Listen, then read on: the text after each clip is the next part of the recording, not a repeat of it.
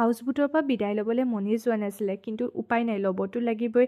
আজি নতুন এডোখৰ ঠাইলৈ যাম, আপোনালোককো চিনাকি কৰাম, সোণামাৰ্গ বুলি। এয়া সোণামাৰ্গৰ টানেল 1 জানুৱাৰী মাহত উদ্বোধন কৰিছে এই বছৰ, আৰু আমি আহি পাই গ'লোহি সোণামাৰ্গ। ইমান বেছি সুন্দৰ দেখিছেনে, চাৰিওফালে বৰফেৰে আৱৰা, খুব ভাল লাগিছে। এই ছিজনটোত আহিলে ভাল, আৰু কাৰণ চাৰিওফালে বৰফ দেখিবলৈ পোৱা যায়, গোটেইখন বগা হৈ থাকে। এনেকুৱা চোৱাটোৰ মজাটোৱেই বেলেগ নহয় জানো।